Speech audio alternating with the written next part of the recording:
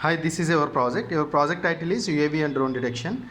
Coming to the hardware, this is 16 by 2 LCD display, ESP32 controller, and a power supply board, and 12 volts 2 amps adapter, buzzer, and a LM2596 5 volts 2 amps supply, and that is fed into servo motor.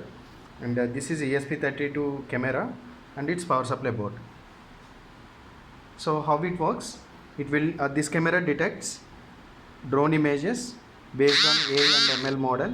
We have trained drone and UAV images in teachable mission provided by Google and uploaded into cloud. This camera connected to cloud and uses that machine learning model.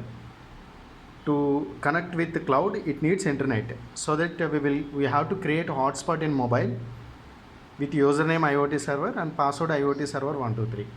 Also, in which mobile you are created a hotspot, that mobile should not be Geo and iPhone. That should be Android mobile with Airtel or VI or BSNL SIM.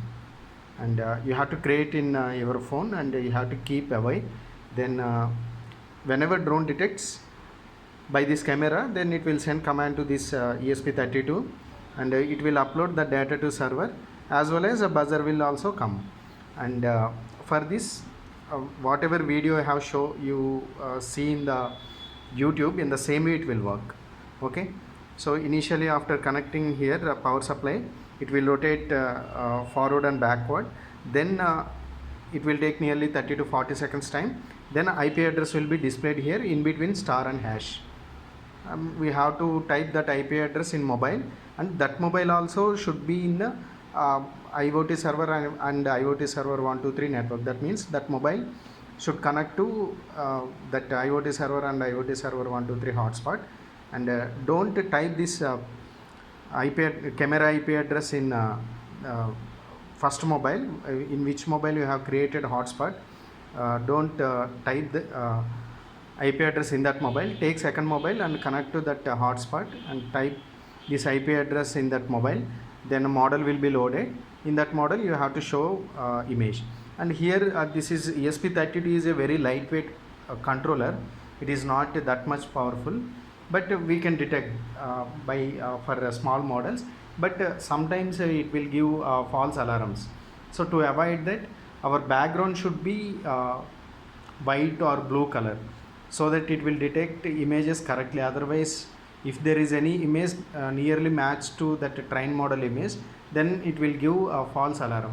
So that better to maintain background with white or blue color. Okay, so coming to the execution, first of all we have to turn power supply. Then initially title is displaying here, and it will clear, and we have to wait. This will rotate forward and backward. First it will rotate from here to here, then again here to here. Then IP address will be displaying on LCD. We will wait for some time, then it will detect. Now IP address is displaying on the screen, that 192.168.29.201. Then take second mobile and go to browser, and this mobile should connect to same IP address, same network. That means IoT server and IoT server 123. This is the second mobile. Then here we have to type IP address at 192.168.29.201. This is the IP address. If you type this IP address, then initially type, this is the model, actual model uploaded into cloud, and this camera access that cloud. Then this will display. Then you have to go to get still. Then our camera is in inverse, so that the lens is in inverse, so that we have to click V flip. That means it will come to correct position.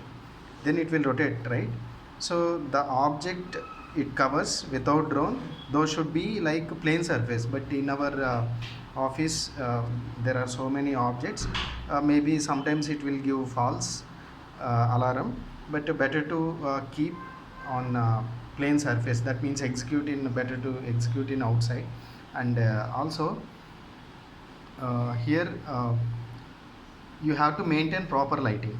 So actually inside the room, if you maintain high brightness LED, then that is okay, but low intensity lights will not give good results.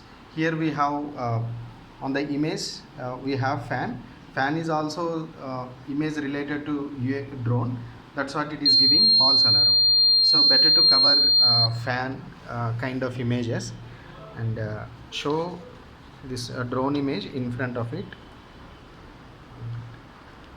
I am showing in front of it like this. Whenever I shown, then it will